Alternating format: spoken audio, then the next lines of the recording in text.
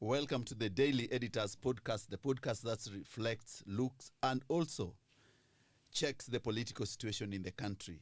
Of course, this is the first time in this year that we are coming back after a long break. And I'm joined with the esteemed Standard Group journalists who cover the political field and they know it inside out. From my left is none other than the man from the Murema himself. Asante. Yes. Ndungu Gachane. Ndungu Gachane. Yes. Karibu sana Ndungu. Asante. My name is Edwin Nyarangi. I'm from the political desk. Edwin Nyarangi has always been... speak up, Edwin. Oh. Yes, I'm Edwin Nyarangi from the political desk. We are here to dissect the matters in the political scene. And of course, the big man himself in a suit. Amevaa three-piece. He should have come from Blue Janza. No, ni mashemeji. Mashemeji. Lazima uwe hivyo. Yes. So my name is Jeff Kirui. Yes. Political affairs reporter. Yes. With the Standard Media Group. Jeff has always been on that beat on TV for quite a while now, I think. And I'm a host, CEO Charles Otieno. Of course, we are doing this.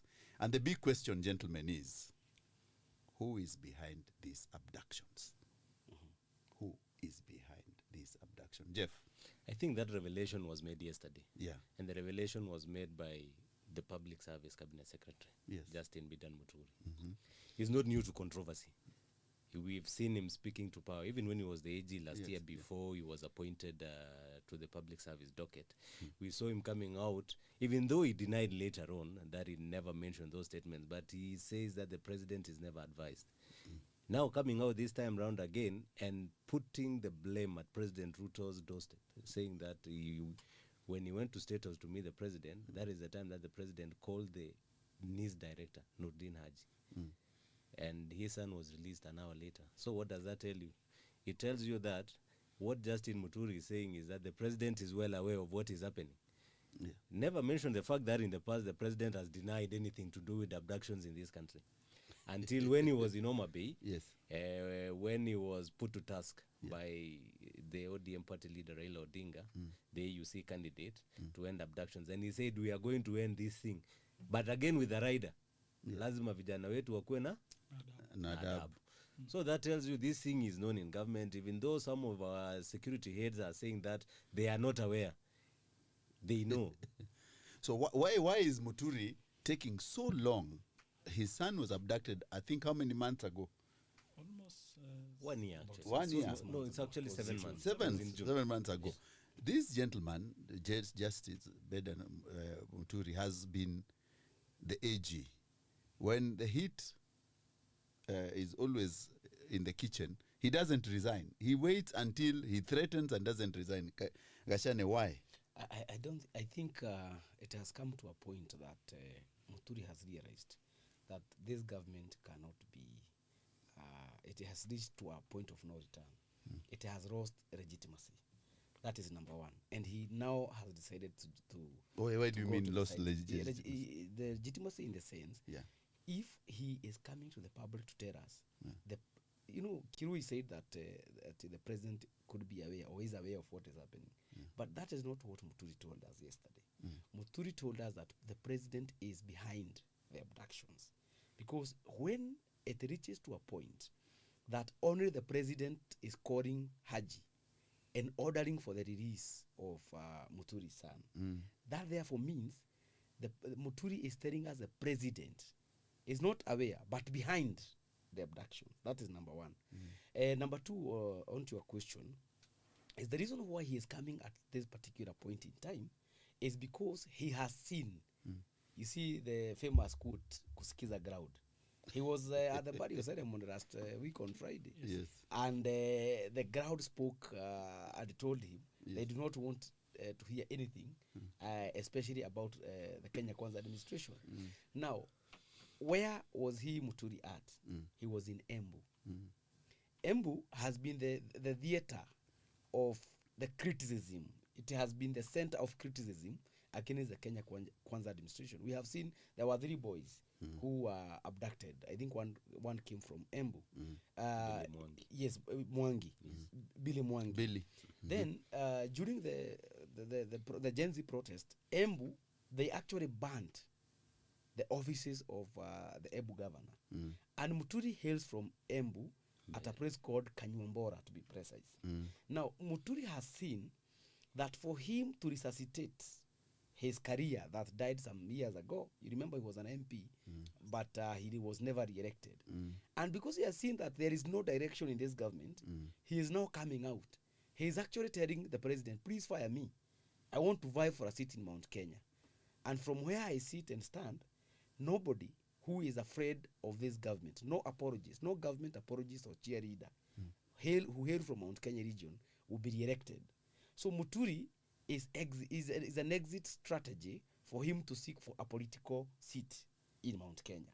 That is why he is coming at this particular point in time. Then if it's an exit strategy, why is he not resigning? Why couldn't he say, after all this, I called Haji, I called P.S. Omolo, I called...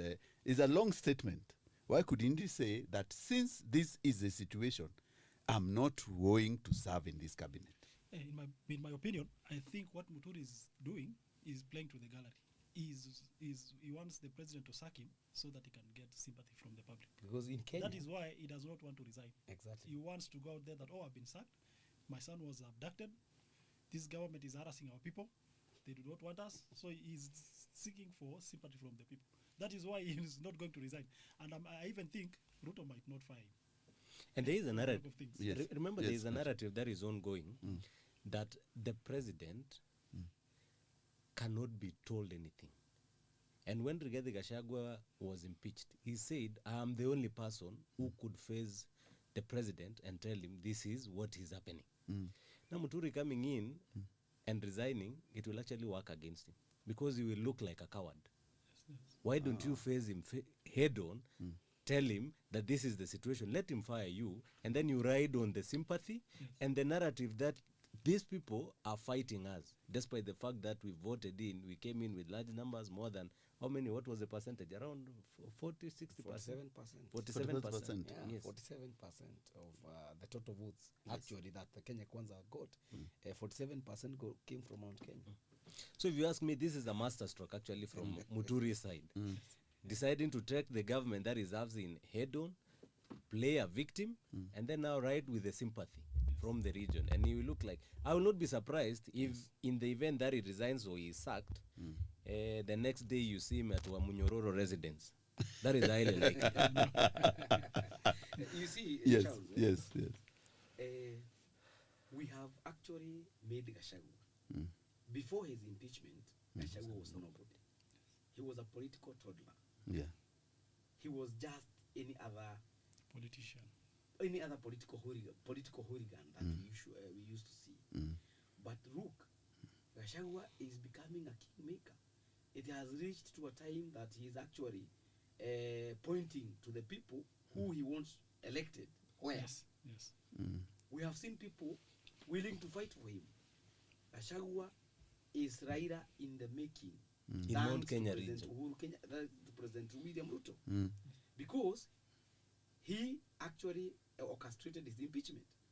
Assuming Ruto ignored Gachagua the way Uhuru actually ignored him, Ruto. Gachagua could not have reached where he is. And this is the playbook that Muturi is reading.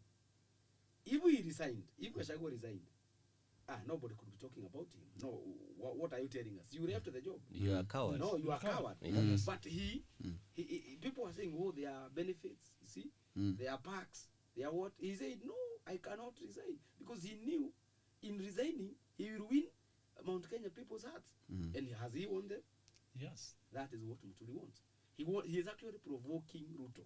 Please fire me. Please. Oh, you have not fired me. Literally begging. Today I will say you are behind abductions. I actually reveal because as a member, as a cabinet, and a person who sat on the National Security Council, there are things that everybody would actually get goosebumps when you see Muturi revealing.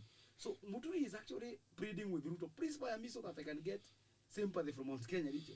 So what did Mount Kenya expect, Gashane? You see, the big question has always been, is it Mount Kenya, are they the most entitled people?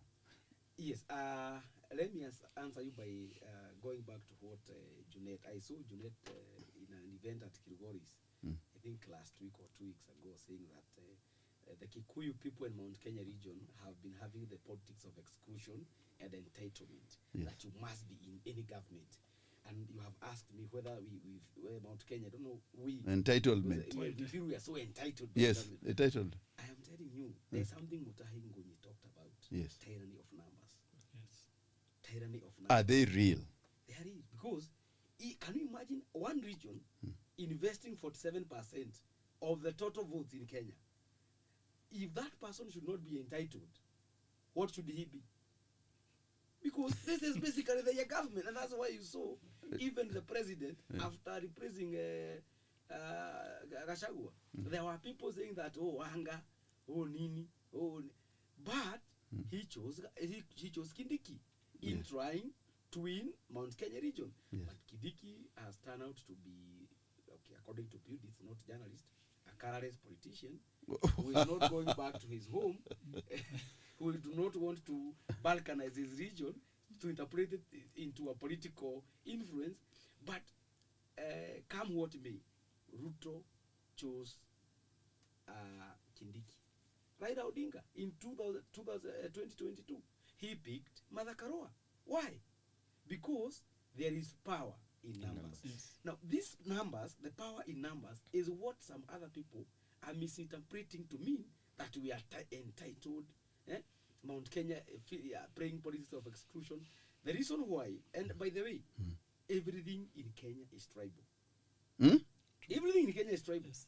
I'm telling you, if you have watched President Ruto in Rift Valley last week, he was actually speaking in Kalenjin, telling the people and his the cheerleaders, they were telling the locals that nobody from whom should be heard talking about Ruto must go, Ruto for one term.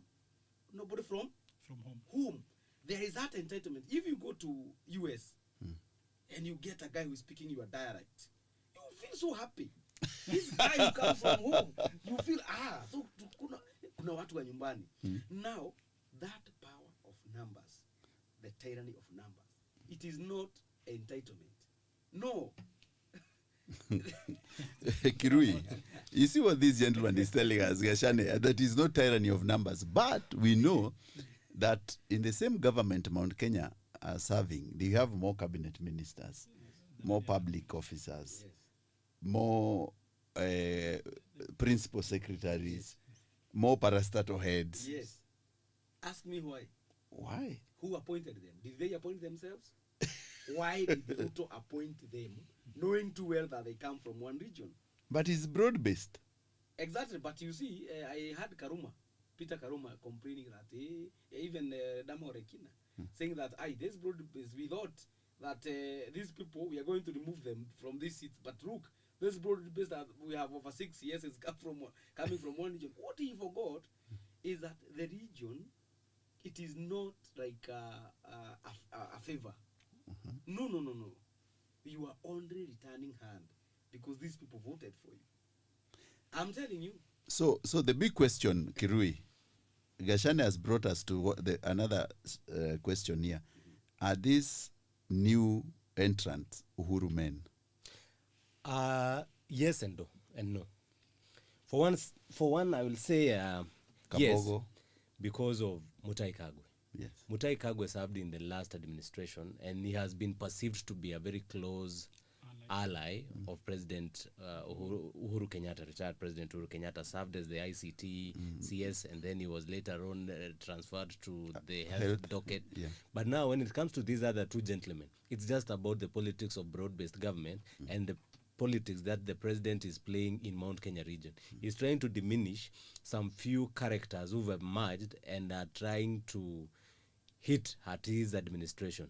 For one, in Kiambu, William Kabogo is a principal of Kenya Kwanza coalition. He signed the deal with the Kenya Kwanza with his party to Jibebe. He only resigned after being nominated to that position, ICT.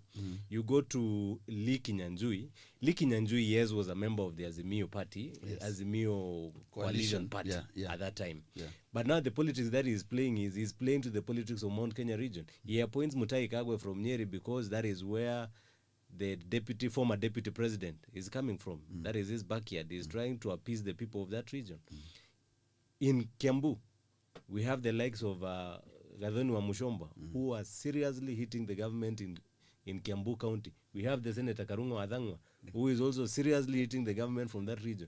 So he is appointing these people because as a governor, I want to believe that Kabogo also has his people, the people who believe in him in that region. So as much as the president is going to other regions, wooing the western region, wooing the Nyanza region, he will need the little votes from the Mount Kenya region. Yeah. That is why he's bringing in the likes of Kinakabogo to bring in his people, the people who voted for him, who believed in him when he was the governor. Nakuru County, there is Lee Kinyanjui. Lee Kinyanjui has also his constituent of the people who believe in him. So you are bringing in Kidogo Ujaza, Kibaba, as you woo other region, that is in Raila Odinga and the western region, only hoping that Raila will win the AUC seat, because dynamics will change if he doesn't. That's true. And you'll be back to the drawing board. And if you ask me, I think that is why the president is hesitant to reconstitute IBC. Oh, okay. Yes. He's taking his time. He's taking I his think time. he knows. Yeah. Because why is it so difficult for the government to reconstitute IBC? Yeah, even to form the selection panel. Even just having the selection panel Yes. to sit and decide who will become the IBC commissioners. Yeah. Yeah. It has taken a while, yeah. So basically what Kiru is saying is that these appointees are only meant to actually help Ruto to regain The ground, yeah. the ground. And the optics. And the narratives that and it's unfortunate that we as media have also been pushed to inadvertently, I say, to push a certain narrative that these are Uhuru's men, because other than Kagwe, and by the way, Kagwe's relationship with Uhuru is a bit personal, because we know Kagwe is married to Michuki's family, and we know the relationship between Uhuru's and the Kenyatta. Uhuru's family. Former Nakuru governor has a party. Yes. It's called Ubuntu something. Kabogo.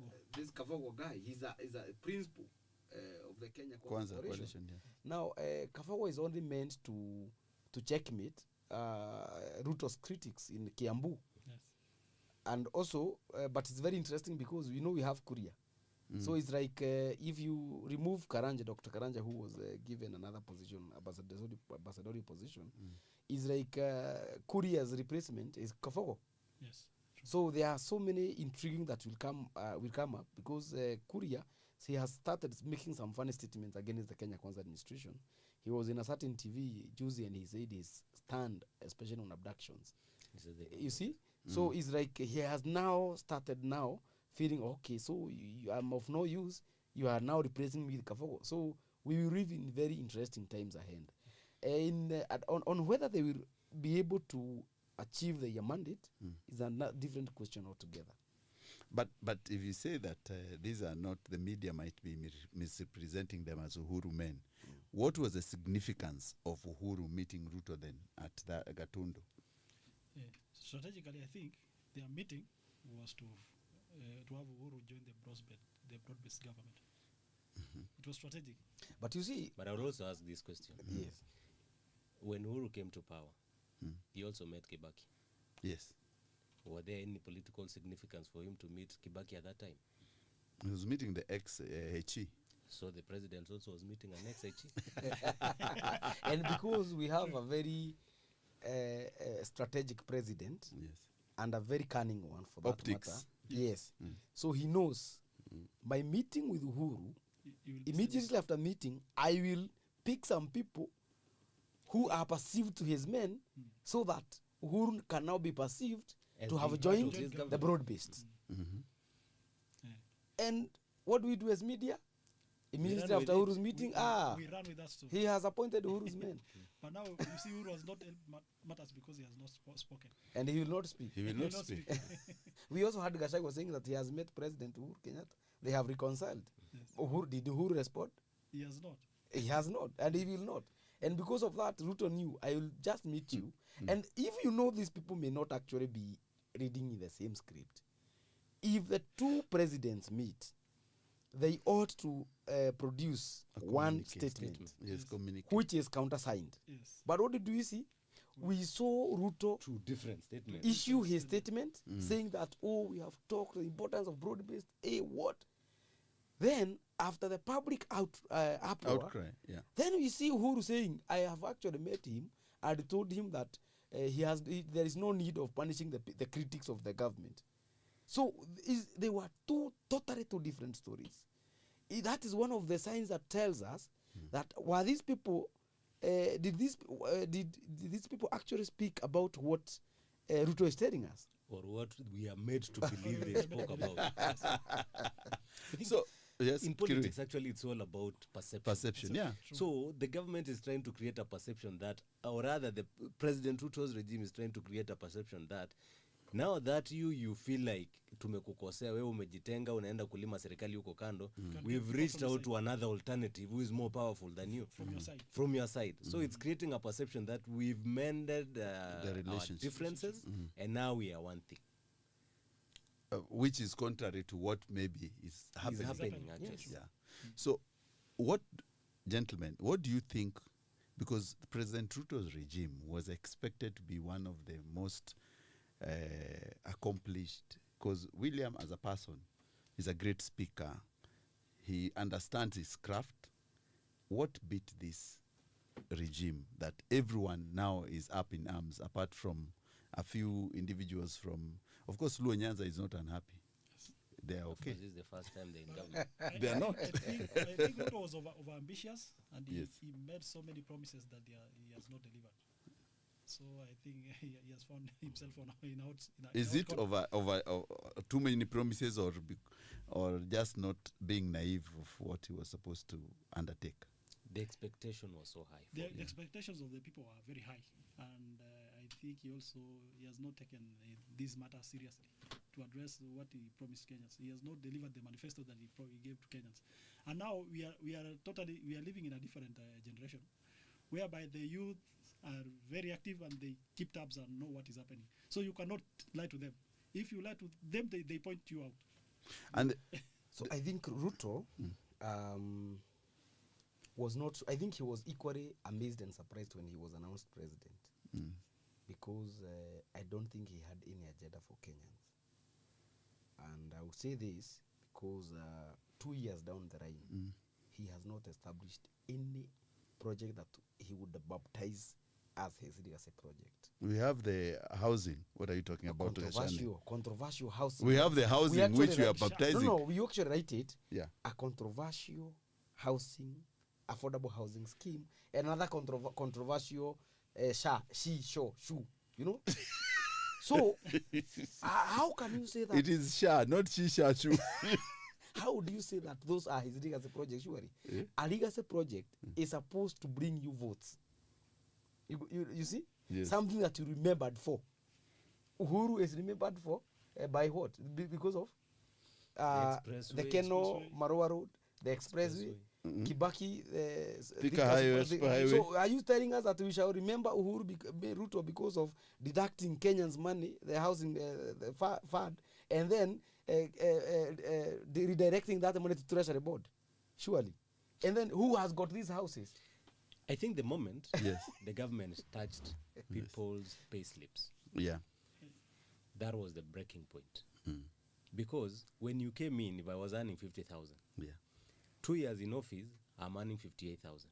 I'm poorer than I was at Yes, that time. poor, yeah. Yeah. So what does that tell you? It tells you that this government, the policies that they came up with, is actually going to be their downfall. Why? Exactly. Because they went with so many projects at the same time. Within 2 years, you want to implement a dozen projects. You want to implement affordable housing projects. You want to implement schools, CBC and funding model. Yeah. You have to implement She and Sha. And all this is actually raiding the pay slip of that person who is already feeling the pinch of the high cost of living. What do you expect?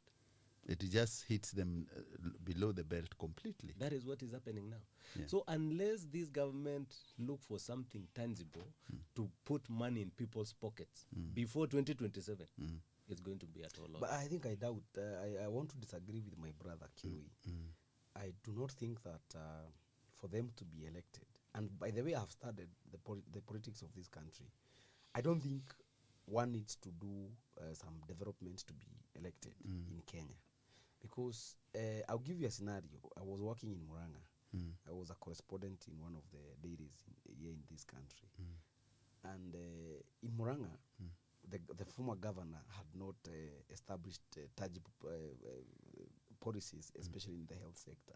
So Murang'a people used to go to Thika to get, especially those from Gatanga. You know Gatanga? I know Gatanga is next to Thika. So Kafogo was the governor.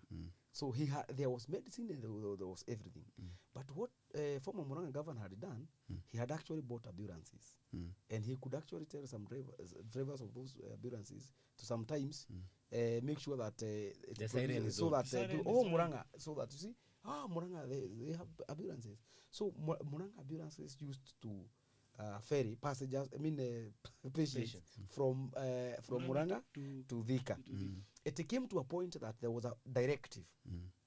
Some of the patients from Gatanga were told, your governor is only buying ambulances and not equipping the health facilities. But when it came to the election day, Kafogo was not elected. Wairia was elected. Why? What Ruto will do, he will change a political narrative. And that is why they have come up with a political narrative of these people, they are entitled. That is incitement against community. So that these all other communities will now stand up, not because of issue-based politics or narratives, but because it is true. Wait, come to think of it. Watu wanajifanya wao ni nani? Kila siku lazima. So all these other communities will unite against one community. And that is how Ruto will win back. Because the problem with Gen Zs, as you put it, they are very good at social media. But do they vote? Do they participate in even not voting? When a Gen Z goes to the hospital, akiona raini, anapona. So they are not patient enough to have their voice in the ballot. And Ruto, the ethnic and regional balkanization may be the narrative for 2027 politics. Are you saying 2027 will be replayed as 2007? Gashane? Something close to that. I foresee that. But there's People also, remember there are very many tangent issues which we are talking about. The reading of pay slips Kirui has talked about, which is key. The funding model, which many kids are out there, they don't even know whether they join university or not. We have this health sector which is in crisis every day. So beyond all this, and then there's another Gen Z. There's a whole lot of people, and that's why you see this caricaturing, which is getting beyond even. And I don't know what do you guys think about this new model of AI and the youth getting to the spaces where they were not before. I think there is one thing you've mentioned. The Gen Z started a demonstration on June 25th, 2 weeks before that. The demonstrations were in the streets. There was tear gas. Now that demonstration is online.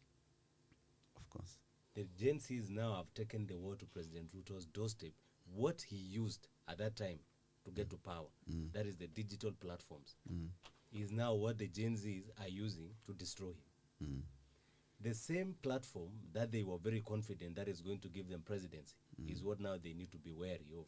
Because you cannot throw tear gas at the digital platform. Where's tupa tear gas Twitter, or TikTok. And you cannot arrest these people. You've seen them, some of them when they are rounded up, they go to court, they get released. Yes. And this thing will continue. And you cannot intimidate these people. You saw recently the interior CS akijaribu kuambia nyinyi hamwezi niweka kwa hiyo kitu. Before amalize, already ashawekwa. So this is a generation that you cannot intimidate. Even here in the office, unaonanga saa zingine, mtu anakuambia, hey, it's my time, 5.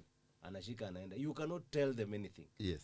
So any other person actually who is akona Gen Z kwa nyumba atajua, this is not a generation to intimidate. Yes. This is not a generation to be cowed. Yes. And you can't tell them to follow this. Yes, but other than criticism, I think the public participation and civic education must be conducted to these people. That other than criticism and using social media to air your grievances, your time has come. You also need to take to register yourself as a voter, so that you participate in nation building. Because other than making noise, your noise will mean nothing if by the end of the day you are not participating in electing the right people into this office. Now, Gashane, there is another problem that lies there. who are the ones who are controlling this issue about registering voters? The It's government. big Government. Right now, you don't have a commission, which means you cannot even register as a voter. And Yes. by the way, And the IDs are delaying. And the IDs are delaying. So Yes. this is an... And you see, there is a story actually we are following, although we are doing it silently. We want to know whether the government is actually issuing IDs. IDs. Because the problem with the government offices is that they are not independent. Because, for example, the registration bureau should be an independent office. Because if they do not want particular people not to participate in the elections, what they will do, they will only stop issuing those IDs. But with the push and with the vigor in which these people, the youth, are actually realizing that they have power. They also that's also an area that they should look into and force the government to ensure that every person gets ID. Because if their work is only to make noise, the government will only ignore them. But they're not only making noise, Gashane. Remember, these guys are caricaturing the president. They're caricaturing the regional leaders. Yes. They're caricaturing the cabinet ministers. And if you tell them to stop, they put you in a coffin. But is that enough? Number two, that is one. Number two, these guys, we've seen the Gen Zs getting arrested. Yes. But is it stopping them? It is not. it is not. So I think what they need is to channel their energy towards a political outfit. Exactly. That's what I'm And I talking think about. at the right time, they might. I don't know whether you guys will see. They might. They might, but also they squandered an opportunity. They had a chance Yeah. when the president called them for a sit down. Yeah. I think it was a wrong move for them To deny- reject. to reject that Yes, opportunity, reject, because it yeah. was an opportunity for them to actually lobby Yes. to get positions in the cabinet that was going to be unveiled by the president at that time. They would have actually lobbied to get at least 2 or 3 seats Yes. given to them, but they rejected that opportunity. Now the only chance that they have right now is only if they are going to register as voters, Yeah. because at the end of the day, when they register as voters, the government will know where the numbers are. They will know where the numbers are, and they will reach out to them. I don't think that their efforts culminating into a political movement means these people are lobbying for positions in President Ruto's administration. That is not what I think. I think they need to chart their way forward politically. Because, for example, there is this youth who said that he was actually telling his colleagues, and he was very popular during protest. He said youth should identify themselves with political parties. And he joined the ODM. Who? Kasmuel, yes. And he was very popular. Everybody was actually following him. But if we believe Kenya's problem has been these same people, the very same people, for over 30 years, the same people, and you are saying you are joining their party. Political parties in Kenya are special purpose vehicles. And by the way, they are found, formed, and financed by their political party leaders. Yeah. So UDA is William Ruto, and William Ruto is UDA. That is why they have tried snatching Jubilee from Uhuru, imesindikana. Because that is his briefcase party. So Kasmuel must conform to Raila Odinga's ideology. Raila Odinga is a person.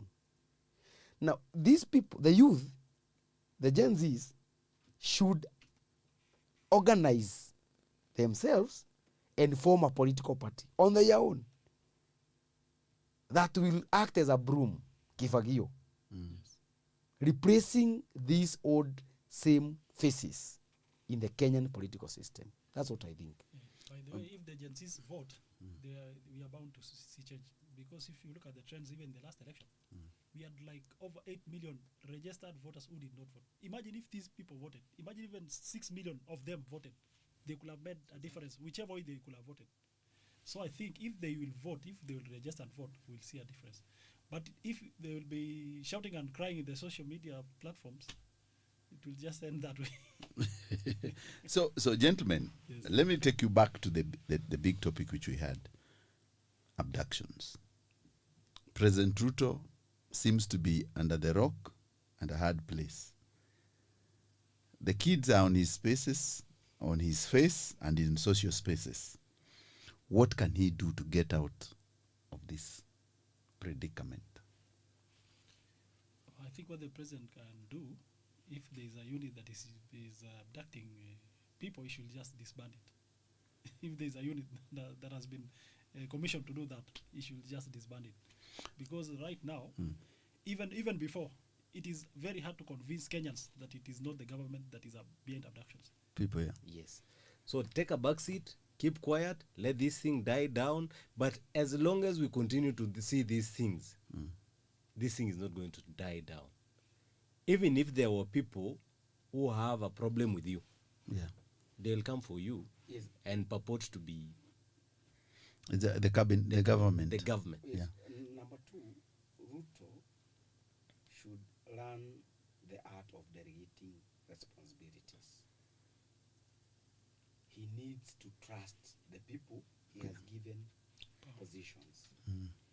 Number two, he should stop over-promising.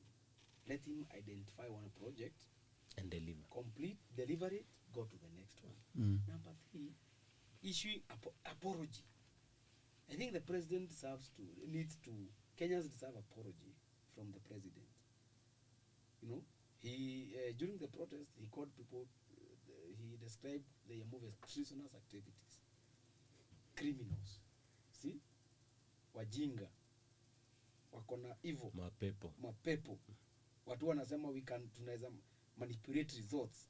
He should come up and stamp authority. Let him be in charge. President Ruto is not in charge of this country. His cronies are. And who are these cronies, Gashane? We have those people who are saying that, have you ever had a president of one term? That's a crony. That's a cheerleader. That is somebody who is defending the president by hook or crook. We have seen others. I mean, we have seen videos, people pushing others, you know. Yeah, and you don't need to come and abuse your electorates. Yeah, you don't. See, when you see a leader coming out to use unpalatable terms, unpalatable words, Yes. in front of a president, the president is standing next to you, but you're using unpalatable words, and the president does not come to Admonish. admonish him. Yeah. That tells you, in essence, he is actually supporting the sentiments of that person Yes. indirectly. Yes. I think that this broad-based government was supposed to be a solution to the crisis the president was undergoing. But it seems it has added more fuel to the fire, Yes. that the president now is even in a more predicament. Yes. In what was supposed to get him out, he's still in that heat. What could he do? Is it broad-based or bread-based then? You see, the president Yeah. was trying to silence the criticism. And he thought, you know, Raila has always been the go-to person in terms of crisis for any president. They admonish him as Muganga, as Mchawi during campaigns. But when things go haywire, they run to him. Now, what the president did not know, that it is not, we are not living in the past. We have even have people in his government. Muturi taking a brave move and saying the president is the one who released my son. I mean, what is that? We have seen the former deputy president before he was impeached going to Mombasa, issuing a press after Ruto, and saying, you know what, Nordin Haji is the person behind these things. So what I'm saying is, the president thought he was silencing his criticism. But we have seen an emergence of a new face, a revolution in his administration. So, in the first place, the solution to criticism was not Raila. The solution to criticism was addressing people's concerns, reasoning to them, stop creating a culture of lies, as what he was told by the Catholic bishops. By the way, he got he got the wrong prescription to his problems, and the wrong prescription was broad-based. I want us to end this conversation, gentlemen. Your last words, my brother. Yes, what I can say, I think our country is in a crisis at the moment, and the president needs to act like a leader. The buck stops with him. He needs to put his house in order and make sure that he's able to deliver at least some of the promises he made to Kenyans. And it is also important for him to listen when Kenyans speak or when they say something is not good. He should not force it down our throat. If we tell him something is not working, he should listen to us. It cannot be that we are all wrong and he's right. He needs to change. Kirui. I think this regime right now, it's time to deliver the promises that they made to Kenyans. It is not time to make new promises. Deliver the initials on that you made. In your manifesto. In your manifesto. Na uache mambo ya kutuambia in the next 6 months or in the next 2 months. Please finish them. Yes. Don't give us timelines. Yes. Because you give us timelines, you raise our hopes. And then ikifika hiyo time, tunakulima, unaanza kusema, tuko na mapepo. So, that is my message. And another thing is this. Yes. We are in a crisis as a country. Yeah. 2 years or so to an election, we do not even have a selection panel for IEPC. Now think about this. I want to leave you with this. That time we had the Gen Z protests. What would have happened at that time had the situation escalated to an extent that military was called in? No IBC, and the military is in charge. Imagine the crisis that we would have been as a country. A military state. A military state. Yeah. Right now, we are heading to an election, 2 years to an election. We don't have a selection panel in place. And you cannot tell me the president is in a fix. He cannot fix that. No, he can, but he just doesn't want to, if you ask me. That is my opinion.